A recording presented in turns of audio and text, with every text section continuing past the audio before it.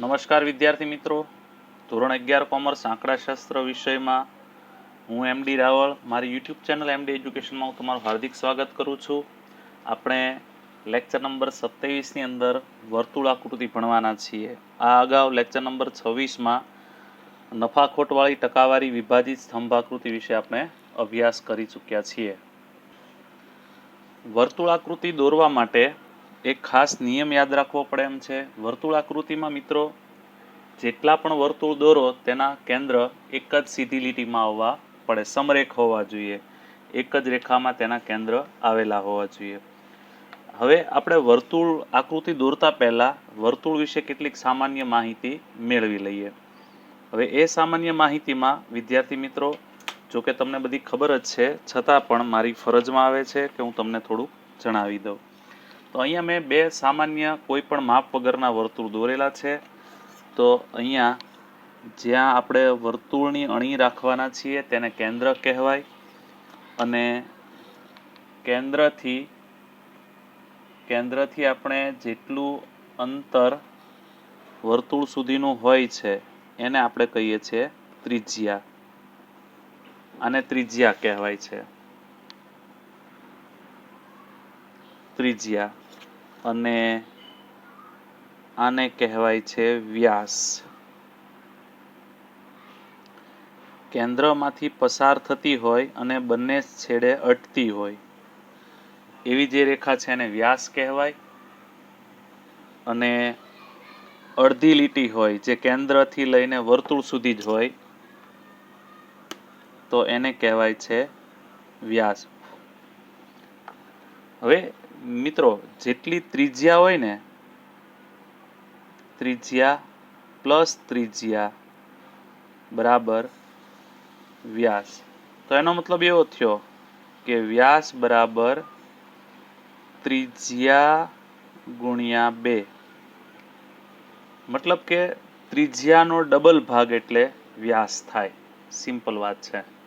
તો એનો મતલબ કે જો આ ત્રિજ્યા 5 સેન્ટીમીટર હોય તો આ બાજુ એટલો જ ભાગ રોકશે વર્તુળ. કેટલો? 5 સેન્ટીમીટર. એટલે આ વર્તુળની સાઈઝ કેટલી થાય? 10 સેન્ટીમીટરની થવાની. અહીંથી લઈને અહીંયા સુધી વર્તુળ કેટલી જગ્યા રોકશે કાગળ ઉપર? 10 સેન્ટીમીટર. અહીંયાથી લઈને અહીંયા સુધી વર્તુળ કેટલી જગ્યા રોકશે? 10 સેન્ટીમીટર. મતલબ કે ચારેય બાજુ 10 સેન્ટીમીટર જેટલી જગ્યા રોકશે. તો આપણે આ લીટીની વાત કરીએ તો આ લીટીમાં પણ વર્તુળમાં જગ્યા કેટલી રોકાશે? 10 સેન્ટીમીટર જેટલી રોકશે. હવે આપણે વાત કરીએ વર્તુળાકૃતિની. વર્તુળાકૃતિમાં જેટલી માહિતી હોય ને એટલા વર્તુળ દોરવા પડે. અહીંયા 3 માહિતી આપેલી છે એટલે આપણે અહીંયા 3 વર્તુળ દોરીશું. વર્તુળ દોરવા માટે આપણે એની ત્રિજ્યા નક્કી કરવી પડે, કારણ કે આપણે કેન્દ્ર ઉપર રાખવાના હોઈએ અને આ રીતે વર્તુળ દોરવાના હોઈએ. તો આ લંબાઈ નક્કી કરવી પડે કે કેટલી સાઈઝનું વર્તુળ આપણે દોરીશું. કેન્દ્ર અને વર્તુળ એની જે જગ્યા છે એ ત્રિજ્યા કહેવાય. અને ત્રિજ્યા નક્કી કરવા માટે અહીંયા ગણતરી થોડીક કરવી પડશે. પહેલાં તમારે વર્તુળાકૃતિ દોરવા માટે જે કાંઈ માહિતી આપી હોય એનું વર્ગમૂળ કાઢવાનું. વર્ગમૂળ કાઢવા માટે મારી પાસે કેલ્સી છે, તમે પણ કેલ્સી યુઝ કરજો. 7225 7225 એનું વર્ગમૂળ 85. પછી 4225 એનું વર્ગમૂળ 65. 784 એનું વર્ગમૂળ 28. ચાલો, વર્ગમૂળ નીકળી ગયું. હવે ત્રિજ્યા, જે આપણે વર્તુળ દોરવાનું છે તે. ત્રિજ્યાનું સૂત્ર છે વર્ગમૂળને ભાગ્યા કોઈ પણ આંકડો. હવે આ કોઈ પણ આંકડો એટલે એ તમારે નક્કી કરવાનું કેટલો લેવો. હવે કેટલો લેવો એના માટે પહેલા આપણે જ્યાં તમારે વર્તુળ દોરવાના હોય ને જગ્યા માપી લેવાની. હવે આ વર્તુળ મારે અહીંયા દોરવું છે. અહીંયા જો હું આમ 3 વર્તુળ દોરું, 1 2 3, તો મારી પાસે કુલ કેટલા સેન્ટીમીટર જગ્યા છે હું તમને કહી દઉં. જો આ રીતે દોરું ને તો મારી પાસે 26 સેન્ટીમીટર જગ્યા છે. અહીંયા 26 છે. આ મારી પેન્સિલની અણી જ્યાં દેખાય ત્યાં 26 સેન્ટીમીટર જગ્યા છે. હું જો વર્તુળ આમ ત્રાંસા દોરું તો મારી પાસે 29 સેન્ટીમીટર જેટલી જગ્યા છે. આમ દોરું તો 30 સેન્ટીમીટર જેટલી જગ્યા છે, પણ એમ દોરવામાં લગભગ તો નડશે નહીં. ચાલો આમ જ દોરીશું. હું એકદમ આછી લીટી કરી દઉં, કારણ કે એ લીટી એટલા માટે કે મને કેન્દ્ર રાખવાની ખબર પડે. આ લીટી ઉપર હું કેન્દ્ર રાખીશ, જેથી કરીને બધા જ વર્તુળના કેન્દ્ર એક સીધી લીટીમાં આવે. ચાલો હું આ રીતે દોરીશ. મારી પાસે જગ્યા કેટલી છે ટોટલ? તો કે મેક્સિમમ મને 30 સેન્ટીમીટર જેટલી જગ્યા મળે છે. તો એનો મતલબ એવો થાય કે આ ત્રિજ્યા છે ને 30 સેન્ટીમીટરની જગ્યા મળે છે મને, એટલે મારું વર્તુળ 15 સેન્ટીમીટરથી વધારે ટોટલ થવું જોઈએ નહીં. 15 સેન્ટીમીટર અથવા એનથી ઓછું.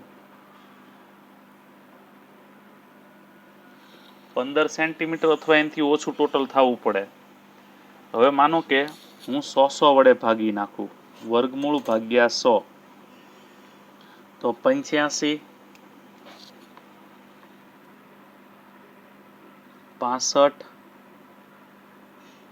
અને 28 છે, એને હું 100 વડે ભાગી નાખું, ભાગ્યા 100 ભાગ્યા 100 ભાગ્યા 100, તો 0.85, 0.65 અને 0.28. તો આનું ટોટલ હું કરું તો 0.85 પ્લસ 0.65 વત્તા 0.28, 1.78 જ થાય છે. મતલબ કે હજી આપણે વધારે મોટી ત્રિજ્યા લઈ શકીએ એમ છીએ. મેક્સિમમ જેટલી ત્રિજ્યા મોટી લેવાય એટલી લેવાની, કારણ કે નાની ત્રિજ્યા લેશો ને તો વર્તુળ દોરતા તમને ફાવશે નહીં. એટલે વિદ્યાર્થી મિત્રો, આપણે હજી થોડીક ત્રિજ્યા વધારવી છે. તો ત્રિજ્યા વધારવા માટે શું કરવું પડે કે આજે તમે ભાગાકારમાં આંકડો લીધો ને એ નાનો કરવો પડે. હવે નાનો કરવા માટે હું ત્યાં લઈ લઉં છું 50. 50 વડે ભાગીશ એટલે જે જવાબ આવ્યા હતા એ ડબલ થઈ જશે. 85 ભાગ્યા 50 એટલે 1.7. 65 ભાગ્યા 50, 65 ભાગ્યા 50 1.3. 28 ભાગ્યા 50 0.56. ત્રણેયનું ટોટલ 1.7, 1.3, 0.5. તો પણ હજી આપણે વધારે ત્રિજ્યા લઈ શકીએ એમ છીએ. 20 વડે ભાગી નાખીએ.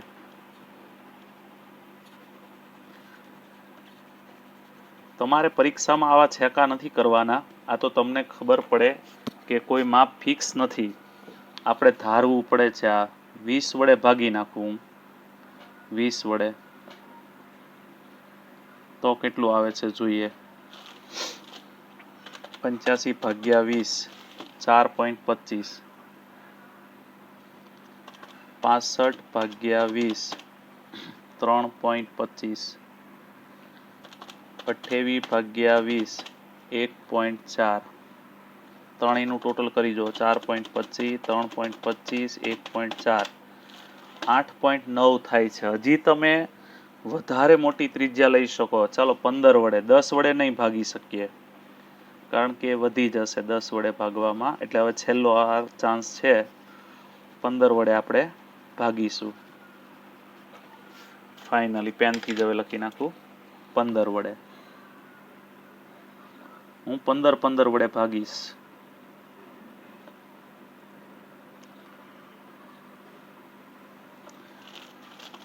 પંચ્યાસી ભાગ્યા 15 એટલે આવશે 5.7. 6 6 6 આવે છે એટલે 7 લઈ લઈએ. 65 ભાગ્યા 15 4.333 આવે છે એટલે 3 લઈ લઈએ. 28 ભાગ્યા 15 1.8666 આવે એટલે 1.9 લઈ લો. હવે આનું ટોટલ કરી જુઓ. 15 થી નહીં વધતું હોય. 5.7 વત્તા 4.3 વત્તા 1.9 11.9 જ થાય છે.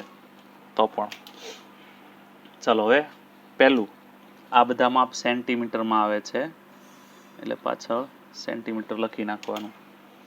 ચાલો આ ગણતરી છે ને ગ્રાફમાં પાછળ કરવાની હોય છે, એટલે તમારે ગ્રાફની અંદર પાછળ આવશે. તમે એવું વિચારો કે આખો ગ્રાફ છે, મેં ગણતરી ગ્રાફમાં જ કરી નાખી છે, પણ ખરેખર તમારે ગ્રાફની પાછળ કરવાની છે. પહેલું છે 5.7. તો વર્તુળની અણી 0 પર રાખવાની. 5.7 એટલે 5 પછી 7મા લીટે પેન્સિલની અણી લઈ જવાની. 5 અને 7, 5.7. અને આ વર્તુળ મોટું છે એટલે અહીંયા હું દોરું છું 5.7.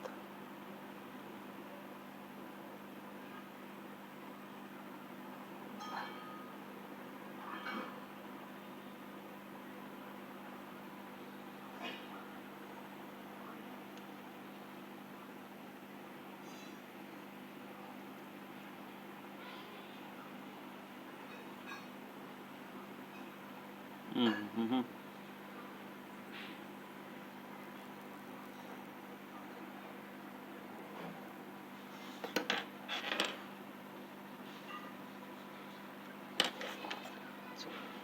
5.7 ફરીથી ચેક કરી લઈએ. અમારું પરિકર છે ને થોડુંક ઢીલું છે, ટાઈટ થતું નથી. ટ્રાય કરી લીધી છે, છતાં પણ પ્રયત્ન કરું છું.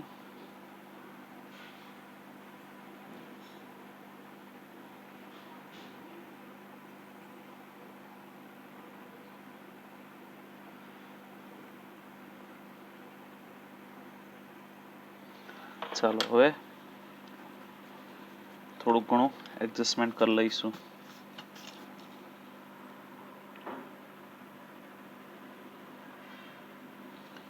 ચાલો આ કેન્દ્ર. હવે 4.3 સેન્ટીમીટર ત્રિજ્યા, એટલે ચોથા પછી ત્રીજા લીટે આ 4.3. હા, 2 વર્તુળ અડવા ન જોઈએ, સહેજ એવી જગ્યા રાખવાની અને વર્તુળ દોરી દેવાના.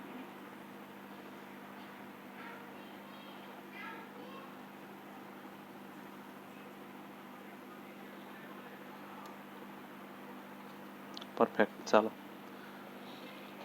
ચાલો ત્યાર પછી 1.9 એકદમ નાનું વર્તુળ આવશે, 1 પછી 9મા લીટે આ રીતે 1.9.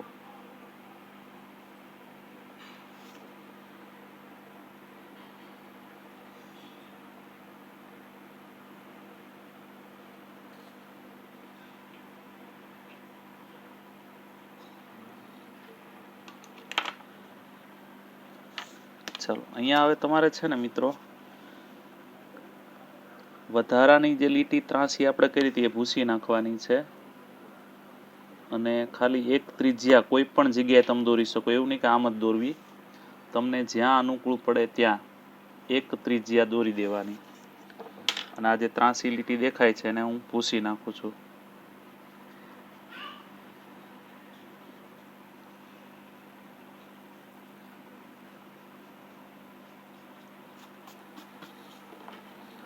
આ રીતે અહીંયા 1.9 સેન્ટીમીટર. ત્યાર પછી બીજું જે વર્તુળ છે તે છે 4.3 સેન્ટીમીટર અને આ છે 5.7 સેન્ટીમીટર. આ છે ને રાજ્ય એ છે, અહીં માહિતી બધી લખવી પડશે. રાજ્ય એ 7,225,000 ટન ઉત્પાદન. આ છે રાજ્ય બી, એનું ઉત્પાદન 4,225,000 ટન ઉત્પાદન. અને આ છે રાજ્ય સી, અને 784,000 ટન ઉત્પાદન. તો વિદ્યાર્થી મિત્રો, આ હતી વર્તુળ આકૃતિ, અને ત્રણેયના કેન્દ્ર તમે જોઈ જુઓ, એક જ લીટીમાં આવ્યા છે. જુઓ, તમે સ્કેલ ગમે તેમ મૂકો એક લીટીમાં કેન્દ્ર આવવા જોઈએ. એ તમે આડા પણ 3 વર્તુળ દોરી શકો, ઊભા પણ દોરી શકો, અને આમ પણ દોરી શકો, ત્રાંસા પણ દોરી શકો, આમ ત્રાંસાઈ દોરી શકો. તમને પરીક્ષામાં ગ્રાફની અંદર જેમ આપે તેમ દોરી શકાય, પણ પહેલા જગ્યા નક્કી કરી લેજો કે કુલ કેટલી જગ્યા છે. મારે આમ દોરવા છે તો મને કુલ કેટલી જગ્યા મળે છે, આમ દોરવા હોય તો મને કુલ કેટલી જગ્યા મળે.